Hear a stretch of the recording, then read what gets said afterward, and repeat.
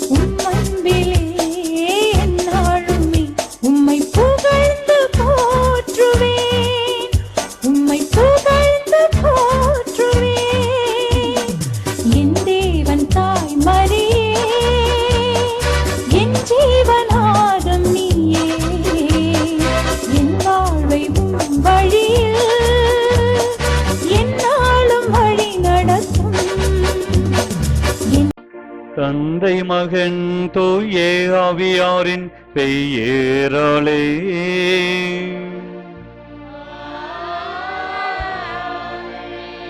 நம் ஆண்டவராகிய இயேசு கிறிஸ்துவின் அருளும் கடவுளின் அன்பும் தூய ஆவியாரின் நட்புறவும் உங்கள் அனைவரோடும் இருப்பதாக.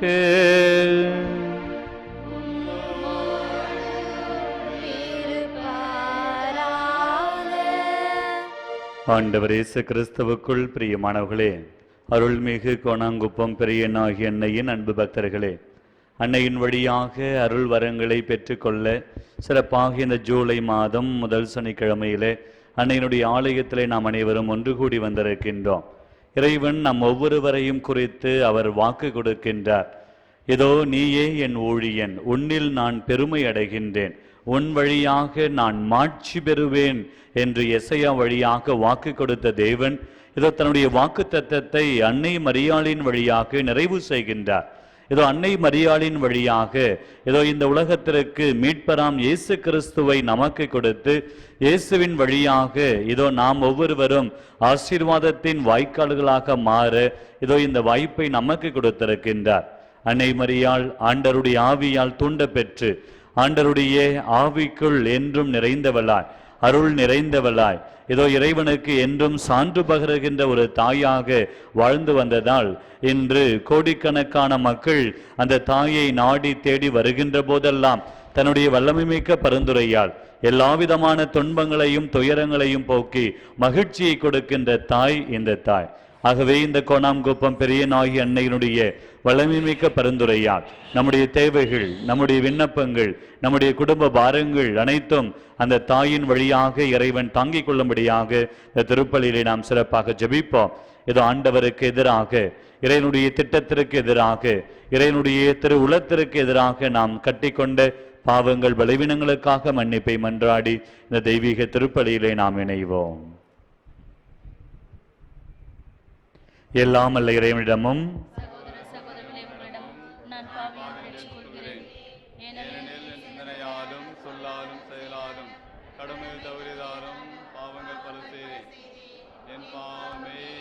பாவமே என் பெரும் பாவமே, ஆகையால் எப்பொழுதும் கனியான தூய மரியாதையும் வானதூதர் புனிதனவரையும் சகோதர சகோதரிகளையும் உங்களையும் நம் தேவனாகிய ஆண்டவரிடம் எனக்காக வேண்டிக் கொள்ள மன்றாடுகிறேன். எல்லாம் அல்ல இறைவன் நம் மீது இரக்கம் வைத்து நம் பாவங்கள் எல்லாவற்றையும் மன்னித்து நம் ஒவ்வொருவரையும் பாவமில்லாத பரிசுத்தமான வாழ்க்கைக்கு அழைத்து செல்வாராக. அன்பார்ந்த பக்தர்களே, உங்களுக்கு அன்பான ஒரு வேண்டுகோள். நல்ல பாவ சங்கீர்த்தனம் செய்து திருப்பலியிலே பங்கெடுத்து பரிபூரண பலனை பெற்றுக்கொள்ள உங்களை அன்போடு அழைக்கின்றோம். இந்த மண்டபத்திற்கு வலதுபுறத்திலே அருட்தந்தை அவர்கள் பாவசங்கீர்த்தனம் கேட்டுக்கொண்டிருக்கிறார்கள். விருப்பமுள்ளவர்கள் இந்த திருவருட்சாதனத்திலே பங்கெடுத்து தகுந்த விதத்திலே திவ்ய நற்கருணை உட்கொள்ள உங்களை அன்போடு கேட்டுக்கொள்கின்றோம்.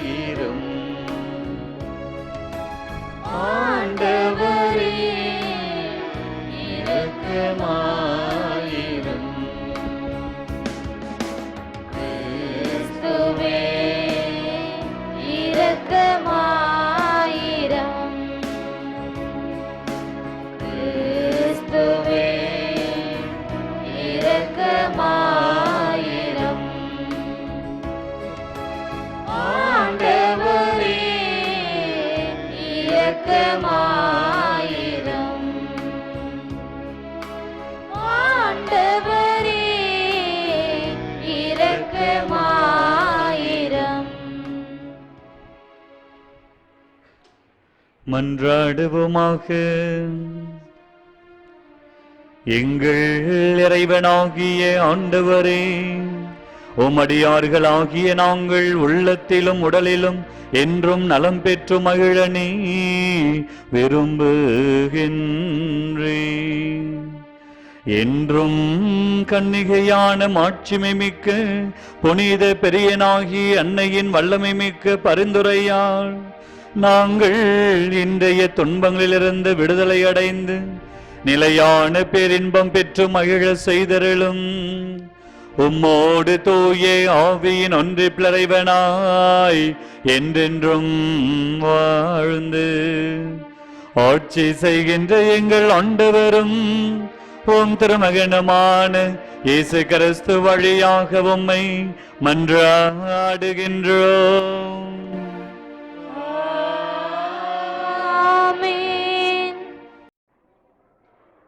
முதல் வாசகம். வயல்வெளிகள் மீது ஆசை கொண்டு அவற்றை பறித்து கொள்கிறார்கள். இறைவாக்கினர் மீகா நூலிலிருந்து வாசகம். அதிகாரம் 2, இறை வார்த்தைகள் 1 முதல் 5 முடிய. தங்கள் படுக்கையின் மேல் சாய்ந்து தீச்செயல் புரிய திட்டமிட்டு கொடுமை செயல் செய்ய முயல்பவர்களுக்கு ஐயோ கேடு.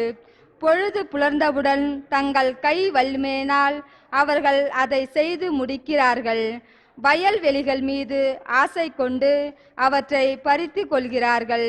வீடுகள் மேல் இச்சை கொண்டு அவற்றை கைப்பற்றி கொள்கிறார்கள். ஆண்களை ஒடுக்கி அவர்களை வீட்டையும் உரிமை சொத்தையும் பறிமுதல் செய்கிறார்கள். ஆதலால் ஆண்டவர் கூறுவது இதுவே: இந்த இனத்தாருக்கு எதிராக தீச்செயல் திட்டமிடுகிறேன். அதனின்று உங்கள் தலையை விடுவிக்க உங்களால் இயலாது. நீங்கள் ஆணவம் கொண்டு நடக்க மாட்டீர்கள், ஏனெனில் காலம் தீயதாயிருக்கும். அந்நாளில் மக்கள் உங்களை பற்றி இரக்கற்ப ஏற்றி, அந்தோ நாங்கள் அழிந்து ஒழிந்து விட்டோமே, ஆண்டவருடைய மக்களின் உரிமை சொத்து கைமாறி விட்டதே, நம்முடைய நிலங்களை பிடுங்கி கொள்ளைக்காரர்களுக்கு பகிர்ந்தளிக்கிறாரே என்று ஒப்பாரி வைத்து புலம்புகிறார்கள். ஆதலால் நூல் பிடித்து பாகம் பிரித்து உங்களுக்கு தருபவர் எவனும் ஆண்டவரின் சபையில் இரான். இது ஆண்டவர் வழங்கும் அருள்வாக்கு. இறைவா, உமக்கு நன்றி.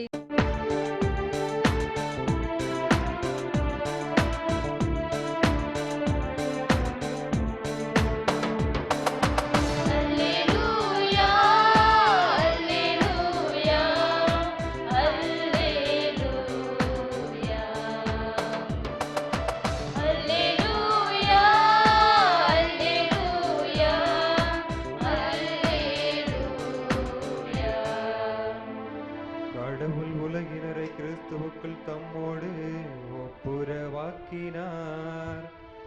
அவரை அந்த ஒப்புரவு செய்தியை நம்மிடம் ஒப்படைத்தார். அல்லேலூயா, அல்லேலூயா, அல்லேலூயா, அல்லேலூயா.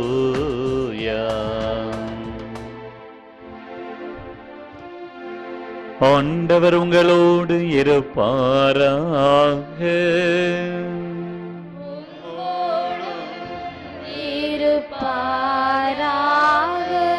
புனித மத்தேயு எழுதிய நற்செய்தியிலிருந்து வாசகம்.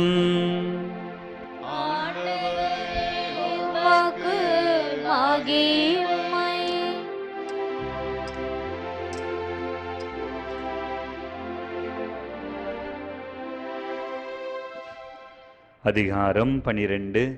இறை சொற்றொடர்கள் 14 முதல் 21 முடிய. அக்காலத்தில் பரிசேயரோ வெளியேறி இயேசுவை எப்படி ஒழிக்கலாம் என அவருக்கு எதிராக சூழ்ச்சி செய்தனர்.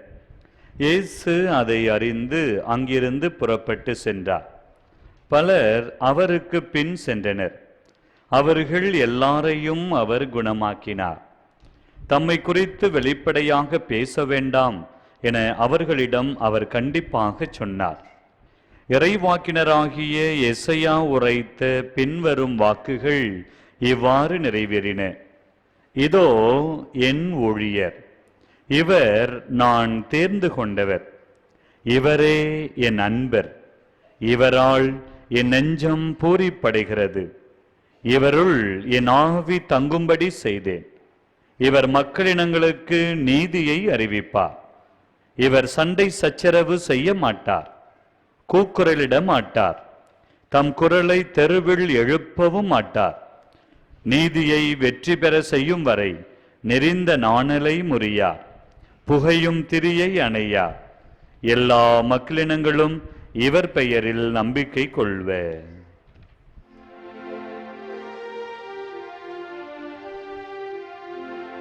ஏது வாழ்வு தரும் கிறிஸ்துவின் நற்செய்தி.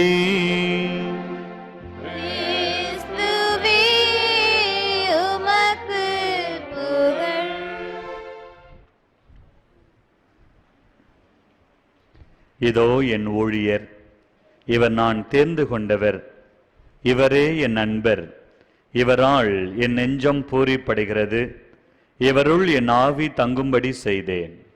இயேசு கிறிஸ்துவில் பிரியமானவர்களே, எசையா வாக்குரைத்த வாக்கு தத்தம் அன்னை மரியாளின் வழியாக நிறைவு பெறுவதையும், ஏதோ அன்னையின் வழியாக நாம் பெற்றுக்கொண்ட நம் மீட்பர் இயேசுனுடைய வாழ்க்கையிலும் நிறைவு பெறுவதையும் இன்றைய நற்செய்தி வாசகத்திலே நாம் வாசிப்பதையும், இதோ அன்னை மரியாளுடைய வாழ்க்கை, இயேசுவினுடைய வாழ்க்கை நமக்கு வெள்ளிடைமடையாக தெரிகின்றது. பிரியமானவர்களே, கடந்த வாரங்களிலே நீங்கள் தொலைக்காட்சி பெட்டியிலே எந்த சேனலை எடுத்து பார்த்தாலும் அல்லது எல்லா செய்திகளும் சுமந்து வந்த செய்தி சென்னை நுங்கம்பாக்கத்திலே நடந்த ஒரு கொலையை பற்றித்தான். காலை 6:40 மணிக்கு எல்லா மனிதர்களும் வீட்டை விட்டு வெளியிலே வேலைக்கு செல்லுகின்ற நேரம், ஏறக்குறைய 10-12 ரயில்கள் அங்கே சென்று கொண்டிருக்கின்ற நேரம், அந்த வேளையிலே ஒரு வாலிப பையன் ஒரு வாலிப பெண்ணை கத்தியால் குத்தி கொன்ற ஒரு நிகழ்வை எல்லா ஊடகங்களும் எல்லா செய்திகளும் சுமந்து வந்தது. அந்த வாரத்திலேயே, அந்த நாளிலேயே ஏறக்குறைய 7 கொலைகள் சென்னையில் மட்டுமல்ல எல்லா இடங்களிலும், அமெரிக்காவில் அல்லது மும்பையில் அல்லது ஆப்கானிஸ்தானம், இது எல்லா இடத்திலும் நாம் பார்க்கிறோம். பலவிதமான கொலைகள் அரங்கேறி கொண்டு தான் இருக்கிறது. இன்றைய நற்செய்தி வாசகத்தினுடைய தொடக்கத்திலும் கூட மத்தேயு நற்செய்தி 12ஆம் அதிகாரம் 14வது வசனத்திலே நாம் பார்க்கின்றோம். பரிசேயர்கள் வெளியேறி இயேசுவை எப்படி ஒழிக்கலாம் என இயேசுவுக்கு எதிராக சூழ்ச்சி செய்கின்றார்கள். பிரியமானவர்களே, இன்று குடும்ப வாழ்க்கையிலும் சரி, சமூக வாழ்க்கையிலும் சரி, அல்லது இந்த உலகத்தினுடைய மனிதர்களுடைய வாழ்க்கையிலும் ஏராளமான சூழ்ச்சிகள், ஏராளமான வஞ்சனைகள், வன்முறைகள் நிகழ்ந்து கொண்டே தான் இருக்கிறது. ஆகவே இந்த நாளிலே சிறப்பாக அன்னை மரியாளுடைய ஆலயத்திலே ஒன்று கூடி வந்திருக்கிற நம் ஒவ்வொருவரையும் பார்த்து ஆண்டவர் சொல்லுகிறார், நீயே என் ஊழியர், நீயே என் அன்பர், உன்னில் நான் பெருமை அடைகிறேன், உன்னை குறித்து நான் மகிழ்ச்சி அடைகிறேன், உன்னுள் என் ஆவி தங்கும்படி நான் செய்வேன் என்று ஆண்டவர் சொல்லுகிறார். இன்னைக்கு இந்த வசனத்தை தான் நாம் சிந்திக்க போகிறோம். இந்த வசனத்தை நாம் உள்வாங்கி நம்முடைய உள்ளத்தில் ஏற்றுக்கொண்டு இந்த வசனத்தோடு, இந்த வாக்குத்தத்தத்தோடு நாம் வீடு செல்ல போகிறோம். இந்த வாக்குத்தத்தத்தை இன்று நாம் வாழ்வாக்க போகிறோம். இன்று அன்னை மரியாளுக்கு ஏன் இவ்வளவு பெருமை, அன்னை மரியாளுக்கு ஏன் இவ்வளவு பெரிய மகிமை, உலகம் முழுவதும் அன்னை மரியாளுக்கு ஏன் ஏராளமான ஆலயங்கள் கட்டி எழுப்பப்பட்டிருக்கிறது. ஒவ்வொரு சனிக்கிழமையும் மட்டுமல்ல, எல்லா நாட்களிலும் இந்த அன்னையை தேடி கோடிக்கணக்கான மக்கள் சென்று கொண்டே தான் இருக்கிறார்கள். இந்த உலகம் முழுவதும் ஆயிரம் மக்கள் இந்த அன்னை மரியாளை குறித்து, அன்னை மரியாளுடைய பரிந்துரைக்காக ஜெபித்து கொண்டே இருக்கிறார்கள். ஏன் இந்த அன்னை மரியாளுக்கு இவ்வளவு பெரிய ஒரு மகிமை என்று நாம் பார்க்கிற போது, இன்றைய தியான பாடலிலே அருமையாக இன்று நாம் பாடுவதை நாம் கேட்டோம். இந்த அன்னை மரியாளும் என்ன செய்கின்றார்? ஆண்டவருடைய வாக்குத்தத்தத்தை ஏற்றுக்கொள்ளுகின்றார். ஆண்டவருடைய வாக்குத்தத்தத்தை அவர் வாழ்வாக்குகின்றார். பிரியமானவர்களே, இதைத்தான் ஒவ்வொரு கிறிஸ்தவனும், அன்னை மரியாளுடைய பக்தர்களும் நம்முடைய வாழ்க்கையிலே நாம் கடைபிடிக்க வேண்டும். இதைத்தான் இறைவன் விரும்புகிறார். எனவே தான் மீண்டும் மீண்டுமாக இறைவன் ஒவ்வொரு மகனையும் ஒவ்வொரு மகளையும் பார்த்து, நீயே என் ஊழியர், நீயே என் அன்பர், இந்த வார்த்தைகளை சொல்லிக் கொண்டே இருக்கிறார். ஆக கடவுளுடைய ஊழியர்களாக, கடவுளுடைய அன்பர்களாக, கடவுளுடைய தாசர்களாக இன்று நாம் மாறி இருக்கிறோம் என்றால் அது நம்முடைய வாழ்க்கையிலே வெளிப்பட வேண்டும். பிரியமானவர்களே, ஒரு முறை வீட்டுல கணவனும் மனைவியும் பேசிட்டு இருக்கிறான். அப்ப கணவன் மனைவியை பார்த்து, ஏண்டி நான் திடீர்னு செத்து போயிட்டா நீ என்னடி பண்ணுவே அப்படின்னு கணவன் கேட்கிறார்.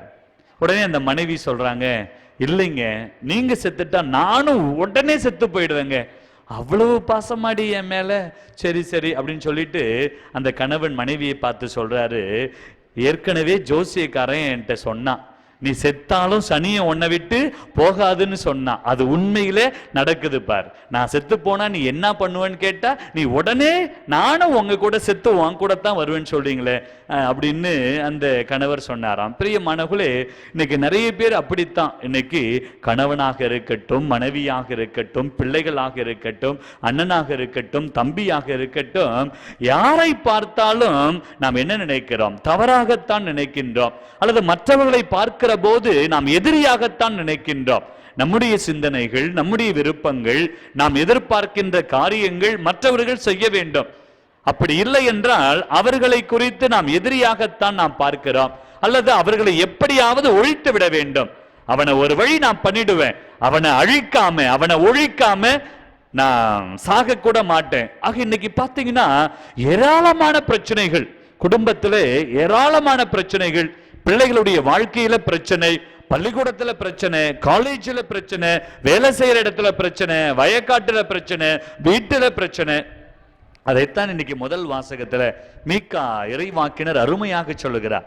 ஒரு மனுஷன் படுக்க போகும்போது எப்படி போகணுமா? சந்தோஷமா போகணும்.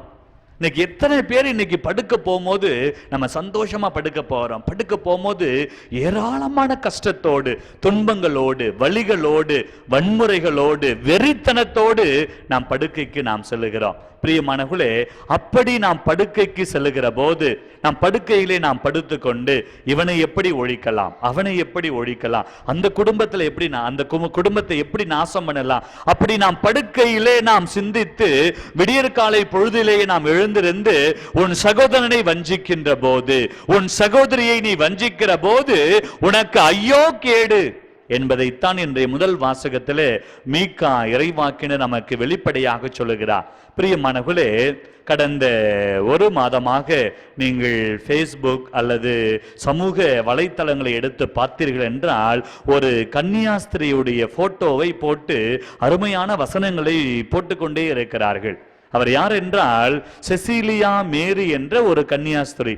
கார்மேல் சபையிலே வாழ்ந்த ஒரு சிஸ்டர், நம்முடைய கத்தோலிக்க சபையை சார்ந்த ஒரு சிஸ்டர். அந்த சிஸ்டருடைய போட்டோவை எல்லா சமூக வலைத்தளங்களிலும் போட்டுக்கொண்டே இருக்கிறார்கள். அந்த சிஸ்டருக்கு ஏறக்குறைய 6 மாதத்திற்கு முன்பாக கேன்சர் வியாதி என்று கண்டுபிடிக்கிறார்கள். அந்த கேன்சர் வியாதி இங்கே நாக்கிலே ஆரம்பித்து அது லங்ஸ் வரைக்கும் போயிடுது. ஆக அந்த கேன்சர் வியாதியினுடைய வலி அதிகமாகி கொண்டே போகிறது. ஆனால் அந்த வலியையும் பொருட்படுத்தாமல் அந்த சகோதரி அந்த வலியை ஏற்றுக்கொண்டு அவர் மகிழ்ச்சியாக வாழ்கின்றார். தன்னோடு கூட இருந்த சகோதரிகளோடு அவர் மிக சந்தோஷமாக வாழ்கின்றார். கடைசி வேலை மரண தருவாயிலும் கூட அந்த வலி அந்த சகோதரியை ஆட்டி படைக்கின்றது. அந்த நிலையிலும் கூட தன்னோடு இருந்த 2 அருட்சகோதரர்களை பார்த்து, என்னை குறித்து நீங்கள் துயரப்பட வேண்டாம், என்னை குறித்து நீங்கள் கஷ்டப்பட வேண்டாம், இது இறைவன் எனக்கு கொடுத்த ஒரு கொடையாக நான் கருதுகிறேன். ஆகவே இந்த நோயின் வழியாக நான் கடவுளை மாட்சிமைப்படுத்துவேன். இந்த நோயை குறித்து நான் ஒருபோதும் அழமாட்டேன், இந்த நோயை குறித்து நான் ஒருபோதும் துன்பப்பட மாட்டேன். ஆகவே இந்த நோயிலும் கூட கடவுளுடைய மகிமையை, கடவுளுடைய மாட்சியை நான் பறைசாற்றுவேன் என்று சொல்லி அந்த சகோதரி ஜெபத்திலும் தியாகத்திலும் ஈடுபடுகின்றார். அவர் இறக்கின்றார். இறக்கும் போது அவருடைய முகத்தை பார்க்கிற போது அப்படியே சிரித்த முகத்தோடு அந்த சகோதரி இறக்கின்றார். அப்போது அந்த இறக்கும் தருவாயில் அந்த சகோதரி சொன்ன வார்த்தைகள், உலகம் முழுவதும் இருக்கக்கூடிய சகோதர சகோதரிகளிடத்தில் நீங்கள் அன்பு செலுத்துங்கள், அன்போடு வாழுங்கள் என்று கடைசி வார்த்தைகளை சொல்லி அந்த சகோதரி இறந்திருக்கின்றார். அதைத்தான் தேவன் சொல்லுகின்றார், அதைத்தான் இயேசு சொல்லுகிறார். ஒருவர் மற்றவரை அன்பு செய்யுங்கள், ஏனென்றால் நீயே என் ஊழியன், நீயே என் அன்பர், அன்புக்காகத்தான் உன்னை பெற்றெடுத்தேன், அன்பினால் தான் உன்னை மீட்டுக் கொண்டேன், அந்த அன்பினால் தான் நான் உன்னோடு வாழ்ந்து கொண்டிருக்கின்றேன், அந்த அன்பிற்காகத்தான் உன்னை விட்டு நான் ஒருபோதும் விலகாமல் என்றாவது ஒரு நாள் என்னை தேடி வருவாயா என்று சொல்லி நான் ஏங்கிக் கொண்டிருக்கின்றேன். அந்த அன்பை குறித்து தான் அந்த சகோதரி சொல்லுகின்றார். நீங்கள் அன்போடு வாழ்கிற போது, இயேசுவை அன்பு செய்கிற போது, துன்பமோ துயரமோ கஷ்டமோ கலக்கமோ எதுவும் உங்களை அணுகாது. ஆகவே இறந்த அந்த சகோதரியினுடைய உடலை பார்க்கிற போது பிரகாசமான முகம், சிரித்து கொண்டே இறந்திருக்கின்றார்கள் அந்த சகோதரி. ஆக இன்னைக்கு நாம தூங்க போகும்போது கூட நாம் சிரிக்காமலே நாம் தூங்குகின்றோம். ஆகவே இன்னைக்கு அந்த அருட்சகோதரி நமக்கு சொல்லுகின்ற பாடம், எப்பொழுதும் ஆண்டவருக்குள் அகமகிழுங்கள், ஆண்டவரை குறித்து மகிழுங்கள், தேவனை துதியுங்கள், தேவனுடைய நாமத்தை சொல்லி புகழுங்கள். எந்த நேரத்திலும் ஆண்டவரை நீங்கள் ஏறெடுத்து பார்க்கிற போது, நீங்கள் ஆண்டவரை நோக்கி ஜெபிக்கிற போது, கடவுளுக்கு நன்றி செலுத்துகிற போது, கடவுள் உங்களுக்கு அருளை கொடுத்து கொண்டே தான் இருப்பார். பிரியமானவர்களே, இன்னொரு ஊழியனை பற்றி நான் சொல்ல ஆசைப்படுகிறேன். இன்று கத்தோலிக்க திருச்சபையினுடைய தலைவராக இருக்கக்கூடியவர் நம்முடைய பாப்பரசர் திருத்தந்தை பிரான்சிஸ் அவர்கள். அவர்களை நீங்கள் பார்க்கிற போது அவருடைய முகமும் சிரித்த முகமாகத்தான் இருக்கிறார். அவர் ஒரு நாளும் துயரமான முகத்தோடு யாருக்கும் காட்சியளித்ததே கிடையாது. அவர் சொல்லுவார், இதோ என் இயேசு என்னோடு இருக்கிறார், என் இயேசு என்னோடு இருக்கிற போது நான் எதை குறித்தும் நான் பயப்பட மாட்டேன், நான் எதை குறித்தும் நான் கஷ்டப்பட மாட்டேன். அவர் என்னை படைத்தார், அவர் என்னை வழிநடத்துகின்றார், அவர் எல்லாவற்றையும் பார்த்துக் கொள்ளுகிறார். பிரியமானவர்களே, நம்முடைய திருத்தந்தை தினமும் படுக்க போறதுக்கு முன்னாடி ஒரு ஜெபம் சொல்லுகிறார். அந்த ஜெபம் ஒரு பெரிய புத்தகம் முழுவதும் இருப்பது அல்ல, பல பக்கங்களை கொண்டது அல்ல, பல வார்த்தைகளை கொண்டது அல்ல. ஒரே ஒரு சின்ன ஜெபத்தை தான் அவர் தினமும் சொல்லி கொண்டு அவர் தூங்க செல்லுகிறார். அது என்ன தெரியுமா? Jesus, if you wish me make me clean. இயேசுவே, நீர் விரும்பினால் என்னை சுத்தப்படுத்தும். அவ்வளவுதான் அவர் சொல்லுகின்ற ஜெபம். இந்த வார்த்தைகளை சொல்லி 5 பரலோகத்தில் இருக்கிற எங்கள் பிதாவே, இந்த ஜெபத்தை சொல்லி அவர் தூக்கத்திற்கு செல்லுகிறார். வேற எந்த ஜெபத்தையும் அவர் படுக்கைக்கு முன்பாக சொல்லுவது கிடையாது. அவர் படுக்கைக்கு செல்லும் போது சொல்லுகின்ற ஜெபம், இயேசுவே, நீர் விரும்பினால் என்னை சுத்தமாக்கும். இந்த ஜெபத்தை சொல்லி 5 பரலோகத்தில் இருக்கிற எங்கள் பிதாவே, இந்த கர்த்தர் கற்பித்த ஜெபத்தை சொல்லி அவர் படுக்கைக்கு செல்லுகிறார். இதுதான் அவருடைய வாழ்க்கையினுடைய மகிழ்ச்சியினுடைய ஒரு ரகசியம், வேற எதுவுமே கிடையாது. ஏன் அவர் அந்த 5 பரலோகத்தில் இருக்கிற எங்கள் பிதாவை சொல்லுகிறார் என்றால், அந்த 5 பரலோகத்தில் இருக்கிற எங்கள் பிதாவே என்ற ஜெபம் இயேசுவின் 5 காயங்களை குறிக்கிறது. ஆகவே நாம் வசனத்திலே வாசிக்கின்றோம், இயேசு சொல்லுகிறார், என் காயங்களால் நீங்கள் குணமாக்கப்படுவீர்கள். எனவே தான் நம் திருத்தந்தை இந்த உலகத்திலே வாழ்கின்ற எல்லாருக்கும் ஒரு சவாலாக வாழ்ந்து கொண்டிருக்கிறார். இயேசுவே, நீர் விரும்பினால் என்னை சுத்தமாக்கும் என்று சொல்லி 5 பரலோகத்தில் இருக்கிற எங்கள் பிதாவே என்ற ஜெபத்தை சொல்லி அவர் படுக்கைக்கு செல்லுகின்றார். பிரியமானவர்களே, அவர் எவ்வளவு மகிழ்ச்சியாக எல்லாரையும் அவர் சந்தித்துக் கொண்டிருக்கிறார், எல்லாருக்கும் அவர் ஆசீர்வாதத்தை கொடுத்து கொண்டிருக்கிறார். ஆகவே திருத்தந்தையே இவ்வளவு மகிழ்ச்சியாக இருக்கிற போது, இந்த அகில உலக கத்தோலிக்க திருச்சபையை கட்டி காக்கின்ற அந்த திருத்தந்தையே இவ்வளவு சந்தோஷமாக இருக்கிறார். அதை விட உங்களுக்கு பொறுப்புகள் அதிகமாக இருக்கிறதா? அதைவிட பொறுப்புகள் அதிகமாக இருக்கிறதா? கிடையாது.